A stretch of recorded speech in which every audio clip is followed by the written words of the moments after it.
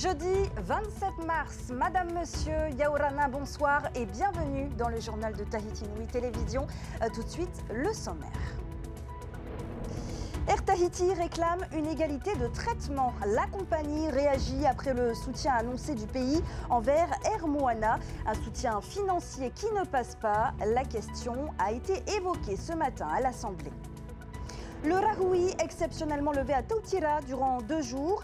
Ce matin, plus de 200 pêcheurs ont profité de l'événement pour ramener le plus de poissons. Une autorisation temporaire après 2 ans de restrictions pour préserver la faune marine. Tautira, un exemple en matière de rahoui. Nous en parlerons avec son maire, Ueva Amblin, et notre invité. Nous nous rendrons également aux côtés des équipes du SAMU de l'hôpital du Taoné. Elles se sont exercées au montage d'une tente de décontamination en cas de crise biologique ou chimique. Objectif, tester la rapidité et l'efficacité des procédures, mais aussi les réactions du personnel. Et puis, il y aura du sport dans cette édition. Comme chaque jeudi, Oriano Tefo nous rejoindra pour nous livrer les dernières actualités de nos sportifs à l'étranger.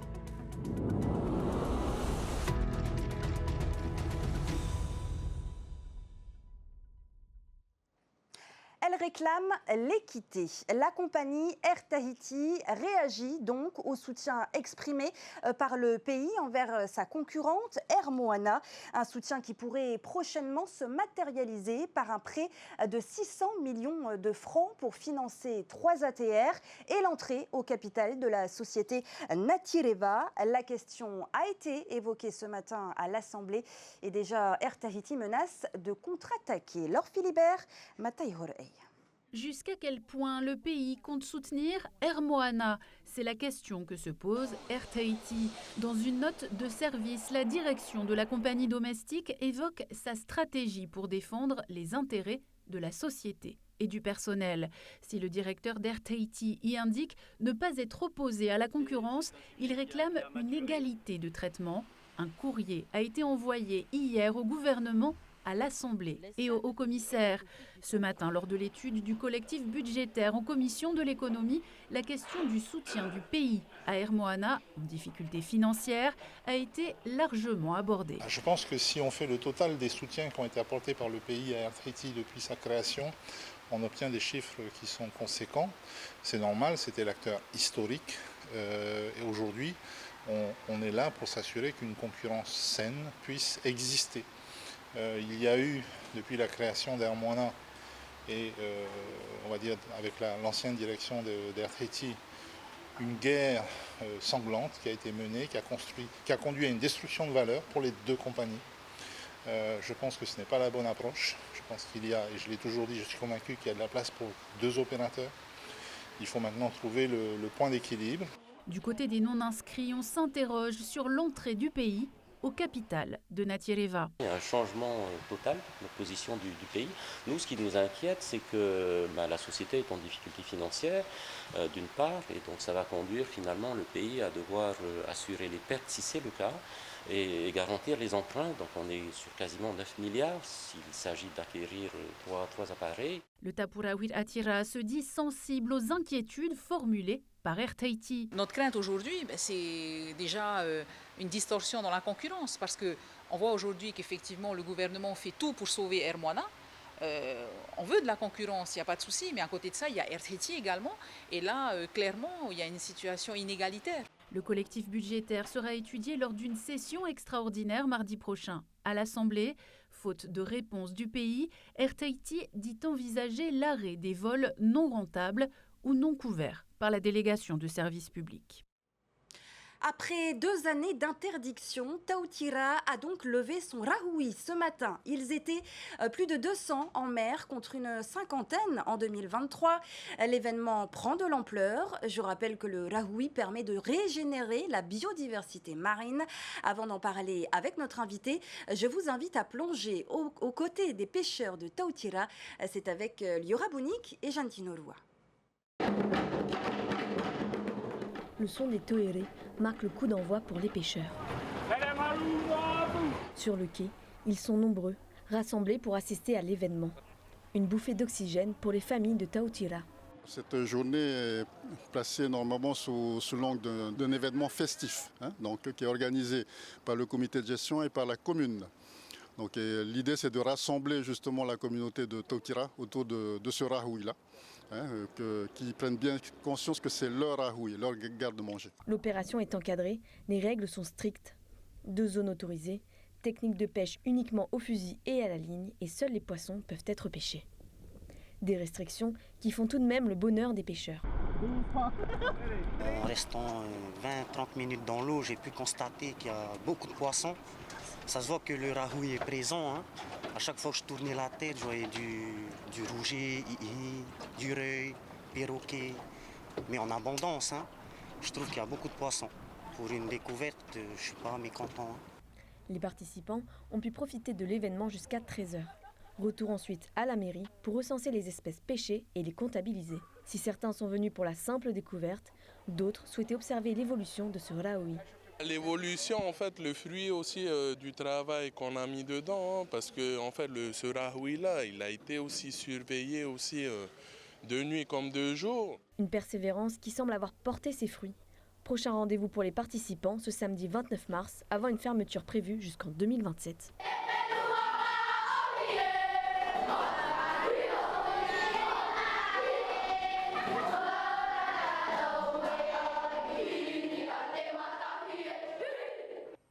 On accueille le maire de Tautira, Weva Amblin Yorana. Bonsoir Sophie. Merci d'avoir accepté notre invitation ce soir. La pêche s'est donc arrêtée en début d'après-midi aujourd'hui. Quel bilan vous tirez de cette première journée? Une très bonne journée parce que déjà depuis ce matin, dès l'ouverture, on a ouvert la journée par une petite organisation par les enfants. On a ouvert cette journée par une journée culturelle. Organisé par les enfants de l'école primaire Ritane, les 3 classes AME, et que je remercie d'ailleurs la directrice, les enseignants et les élèves en même temps, et même le CJA qui était présent aussi ce matin. Et la pêche a été bonne? La pêche a été très bénéfique aujourd'hui. C'est bien la taille des poissons qui fait la réussite d'un rahoui finalement. Oui, c'est-à-dire qu'en 2023, je prends un exemple, il n'y a que pour le rouget. La taille minimum a été de 15 cm. Aujourd'hui, on a rajouté 3 cm de plus et on a constaté aujourd'hui que les rougets ont vraiment pris une certaine ampleur. Alors justement, en 2023, on le disait, il y avait une 50aine de participants à la levée partielle du rahoui. Cette année, il y en a plus de 200. Qu'est-ce qui fait qu'il y a un engouement cette fois? Non, la population, par rapport à 2023... Il y a plus d'engouement cette année. Pourquoi? Parce qu'ils se sont concernés maintenant par ce rahoui. Ils savent que ce rahoui, c'est un avenir pour les enfants. Alors, est-ce qu'aujourd'hui, Weva Amblin, le règlement a bien été respecté? Au niveau de la pêche, je dis oui. Parce qu'on a tourné aussi avec la DRM ce matin. Mais sauf qu'on a constaté quelques pêcheurs qui ne sont pas revenus à la mairie pour le comptage des poissons. Qui sont repartis directement, chez eux. Ouais. Réglementer une zone de 200 hectares de surface, c'est compliqué. Est-ce que vous disposez d'assez de moyens pour la surveillance? Pour la surveillance, nous n'avons aucun moyen. On se débrouille entre nous. Et d'ailleurs, je remercie tous les bénévolats du comité de gestion avec des amis qui viennent nous prêter main forte pour la surveillance de rahoui. Mais au niveau de surveillance, nous bénéficions d'aucun moyen. Vous auriez besoin de besoins humains, financiers, de plus de besoins Plutôt besoins humains et surtout d'avoir cette assermentation pour pouvoir pénaliser ceux qui trichent. Le message est passé. Alors à Tautira, Weva Amblin, une famille sur 3 vit de la pêche. Est-ce qu'elles ont compris, ces familles, que le rahoui, c'est important? Il a été instauré en 2018 dans la commune. Oui, la population, les familles, surtout les familles pêcheurs, ont compris que le rahoui qu'on a mis en place, surtout que la zone a été divisée en 3. Il y a la zone du milieu qui sert de nurserie et qui ne va jamais être ouverte à la pêche, qui est fermée définitivement. Et c'est cette zone du milieu qui permet de reproduire les poissons sur les côtés. C'est ce qui fait la particularité de la commune de Taoutira, qui est un exemple en matière de rahoui. Il y a certains pays du Pacifique qui ont eux aussi instauré leur zone de pêche réglementée, mais la Polynésie, il faut le dire, elle est particulièrement avancée en la matière. Pourquoi ? Oui, parce que le pays a été très avancé, parce que nous avons le soutien du pays, et nous avons le soutien de la DRM, et en plus de ça, c'est dans notre culture. Le rahoui, ça date d'antan, et on voudrait continuer dans ce sens. Le rahoui qui a été prolongé à Taoutira par le pays, une prolongation de l'interdiction de la pêche jusqu'en 2027. Quel bilan vous espérez de ces 2 années supplémentaires ? Un bilan positif, parce que là, bientôt, il y a une équipe qui va replonger pour faire un comptage de poissons. Et si tout va bien dans ce comptage, tout va bien, on pourra demander au pays, peut-être l'année prochaine, de réouvrir. Une zone supplémentaire, pourrait-elle voir le jour, en plus des 3 qui sont actuellement à Taoutira ? Nous sommes à l'étude avec la DRM et le ministère pour pouvoir réglementer aussi la zone occupée par les élèves d'AME. Parce qu'on a constaté qu'il n'y a plus de poissons dans cette zone, et on voudrait quand même responsabiliser les élèves et montrer aux élèves qu'on peut amener du poisson dans cette zone. Donc une nouvelle zone de rahoui est en discussion. Rahoui, Merci beaucoup, Weva Amblin, d'avoir été notre invité ce soir. Merci. Les soignants du SAMU de l'hôpital du Taoné en exercice ce matin. Ils se sont entraînés au montage d'une chaîne de décontamination en cas de catastrophe chimique ou biologique. Un exercice qui a permis de tester leur efficacité et leur rapidité, mais aussi leur réaction face à une telle situation. Nicolas Pérez, Heymanu Manoutré. Ok. Les gestes sont précis et méticuleux. Rien ne doit être laissé au hasard pour monter cette zone de décontamination d'urgence. Parti, on va jusqu'au bout, vous reprenez devant. Excellent. Une tente de 54 mètres carrés que les équipes du SAMU peuvent monter en quelques minutes. À 5 personnes, avec une personne entraînée, 4 personnes pour l'aider, on monte la tente en 20 minutes. Pouvant être déployés sur l'ensemble du territoire lors de situations sanitaires exceptionnelles, tels que des accidents industriels ou de contamination biologique et chimique, cet espace équipé de douches est soumis à un protocole strict. On se déshabille dans l'entrée, on aide les gens à se déshabiller, ensuite on les douche entièrement, d'accord, avec vraiment, on aide la douche, on est au niveau des portiques. Et une fois que la personne elle arrive dans cette partie, elle est considérée comme décontaminée. Équipé de combinaisons étanches et de masques, le personnel soignant doit garder la tête froide, malgré la chaleur ambiante. Les mouvements ne sont pas trop flexibles parce que tu te sens un peu à l'étroit dans la tenue et en plus il fait très très chaud. Alors du coup c'est un peu compliqué. Tu ne pourrais pas rester dedans plus d'1 heure. Des conditions de travail contraignantes qui peuvent entraîner des cas de stress aigu chez ces soignants. Les professionnels peuvent se sentir en danger, être exposés à une forme de situation de stress aigu, et donc on peut préparer les équipes d'urgence à travailler ce type d'intervention en amont pour qu'ils soient plus à l'aise pendant l'action, et surtout les voir aussi après l'événement pour pouvoir débriefer l'événement et remettre tout ça à plat et qu'ils en ressortent sans trop de dommages. Doté de cette structure depuis 12 ans, le CHPF n'a encore jamais eu à la déployer. Une chaîne de décontamination de plus d'1 tonne qui aura nécessité un investissement d'environ 70 millions de francs. Le jeudi sur TNTV, on prend également des nouvelles de nos sportifs locaux à l'étranger. C'est Théara Sport tout de suite.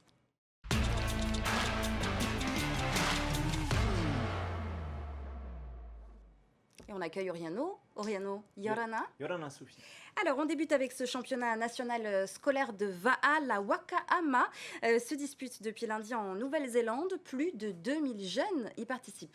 Et oui, et parmi eux, 3 établissements du Fénois, le collège de Popo, le lycée Touyanou Le Gaïk et le collège de Papara. Nos représentants pouvaient participer aux courses, mais leur classement n'était pas pris en compte car ils n'avaient pas la nationalité maori, la nationalité néo-zélandaise. Mais nos jeunes ont tout de même réalisé d'excellents chronos. En finale de la catégorie intermédiaire des V12 mixtes, Popo termine en tête chez les U16, puis 3e chez les U19. Dans la division des élites, le collège et le lycée de Papara s'imposent chez les U16 et chez les U19. Enfin, en V6, le lycée de Papara remporte la finale U19 en catégorie élite sur 250 mètres.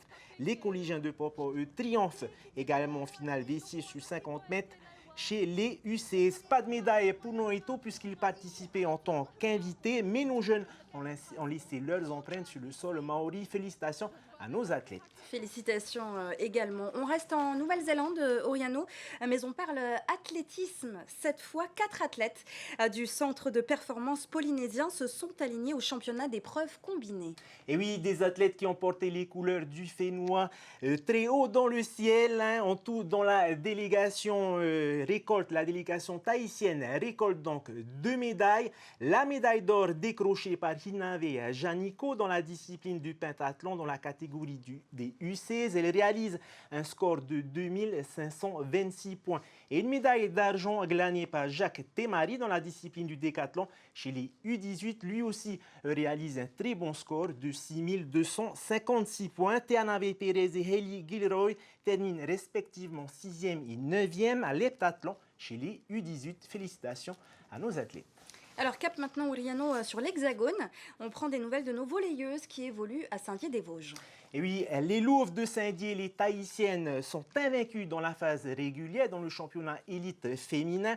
Elles continuent à impressionner en play-off. Le club vosgien compte bien sur ses joueuses polynésiennes pour monter en première division. Les détails dans ce sujet de Valentin Lefebvre et Wallis Glaise.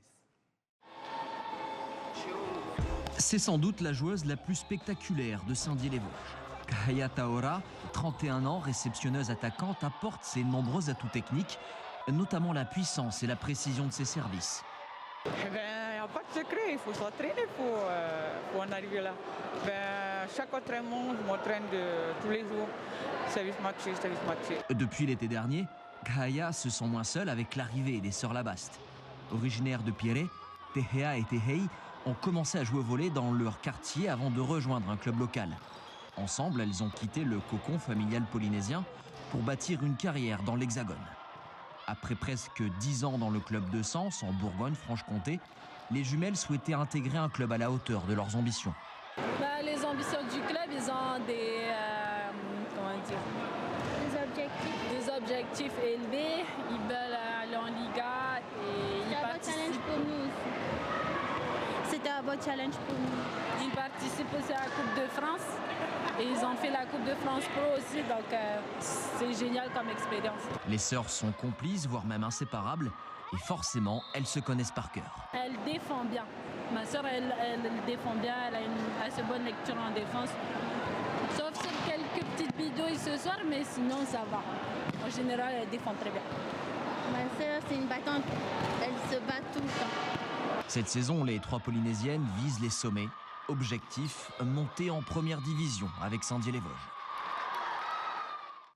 Et voilà, c'était l'essentiel de l'actualité sportive à l'étranger. On se donne rendez-vous jeudi prochain pour de nouvelles actualités, Sophie. À jeudi prochain. Merci beaucoup, Oriano. Avec plaisir. Nous vous en parlions il y a quelques semaines. Le directeur du Centre des métiers d'art présentera une de ses œuvres à l'exposition universelle d'Osaka au Japon. Viri Teimana décolle ce soir. Mais avant de partir, il nous a présenté son œuvre, une sculpture en bois représentant Pihoro, un chien protecteur. Le reportage de Meriteato et Naya Bennett. Quelle sculpture pour représenter le Fénois? Comment symboliser les relations entre la Polynésie et l'île Iriomote au Japon? C'est en répondant à ces questions que l'idée de Pihoro est née.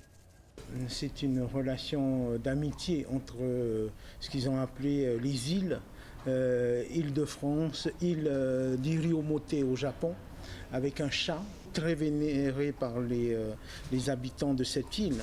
Lorsqu'on m'a demandé quelle sculpture on pourrait mettre face à ce chat endémique d'Iriomote, instantanément m'est venu Pihoro. On met un chien devant un chat. Si en Polynésie, le chien Pihoro est considéré comme un animal totem par un grand nombre de familles, sa représentation n'existait pas à ce jour. C'est sur la base d'écrits anciens concernant la légende de Pihoro et fournis par la Direction de la culture et du patrimoine que le travail de sculpture a débuté. Donc il y a la version tahitienne de Tewayuta, il y a la version du côté de Huahine, la version des Tuamotu. Et il est même allé jusqu'à Raivover. J'ai trouvé que ça pouvait représenter une partie de nos îles. Des tuti représentant les ancêtres, ces rides que l'on observe lors des marées, le cycle lunaire ou encore le requin comme élément d'ornement. À travers ces représentations, l'artiste a voulu mettre en avant la relation avec les ancêtres, leur expérience et le savoir qu'ils ont légué. Invité à présenter son œuvre à l'exposition universelle d'Osaka, il sera accompagné d'élèves du Centre des métiers d'art. On sera au pavillon français pour pouvoir présenter des œuvres qu'on aura conçues pour cette exposition et faire des démonstrations, parler de notre filière, notre parcours. Et l'après-midi, pendant 10 jours, on pourra avoir l'opportunité de faire le tour de tous les pavillons qu'il y a. Le déplacement pour l'exposition universelle se fera en 2 temps. Le directeur se déplace seul tout d'abord pour accompagner Pihoro, préparer le voyage de ses élèves, puis retour sur le Fénois. Dans un deuxième temps, 5 élèves partiront en compagnie de Viritaimana pour participer à l'exposition. On leur souhaite d'avance un très bon voyage. L'intelligence artificielle au cœur d'un débat sur TNTV. Il aura lieu juste après ce journal. Les invités sont en train de se préparer. Un débat présenté en direct par notre spécialiste de la rédaction Manon Kemoun-Baye que nous retrouvons en direct du grand studio. Manon, on ne pouvait pas bien sûr passer à côté d'un sujet aussi crucial. Bonsoir Sophie, c'est un peu le sujet tech du moment, les intelligences artificielles et en particulier les intelligences artificielles génératives. Vous en connaissez peut-être, que ce soit des robots conversationnels comme ChatGPT ou des générateurs d'images comme Midjourney. Elles sont absolument partout, utilisées par des particuliers, par des professionnels et même par des gouvernements. Ce soir, avec nos invités, on va se questionner sur leur impact dans les métiers de la création en particulier. Parce que deviennent les artistes si tout le monde peut générer des textes, des images, des vidéos, voire de la musique? Se posera aussi la question de l'éducation à ces nouveaux outils et les dangers pour nos données personnelles. Parmi nos invités, des artistes, formateurs, experts en cybersécurité et le président du pays en charge du numérique, Moitei Broderson. Et puis notre collègue Athéna Milcam nous donnera quelques éclairages tout au long de cette émission. Et Mike Léral sera là pour recueillir les réactions de nos internautes. On se retrouve dans quelques instants en direct, Sophie. Merci beaucoup Manon et très bon débat à vous tous, à toute l'équipe de TNTV ce soir. Un débat donc à voir en direct à 19h25.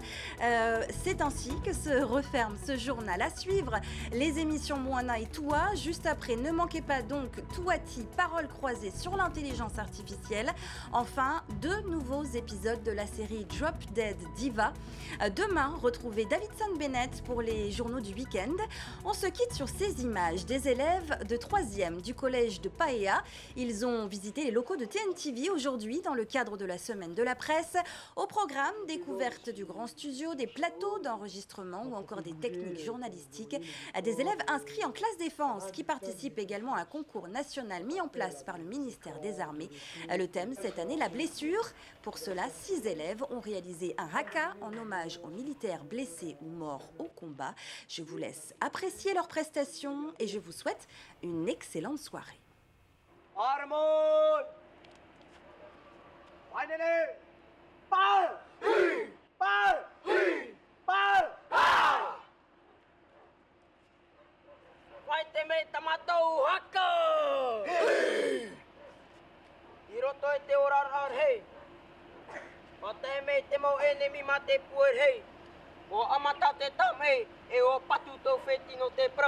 I to tato fenu! I to tato fenu! Hi! Hi! Ha! Wata paru vau I te oe oe. E wa tomoto utino e te tau. Wa hotu hotu tō tatu. E wa rohi rohi vau. Rohi rohi vau. Hi! Hi! Ha! Wa hawi tau mau hoa iau. I te wahi marapu no te rapau. I prau e te tate e tape a vau. Tamari no pae a tio. E ora mei vau! E ora mei vau! Hi! Hi! Ha! Me tau mahanara. O haman o noa vau I te tau. O tō tatou whenu. Tō tatou whenu o. Hi! Hi! Ha! E ai taro e mo ia Oh, te tamato, eh! Oh, te tamato, eh! Hi, hi, la tatu!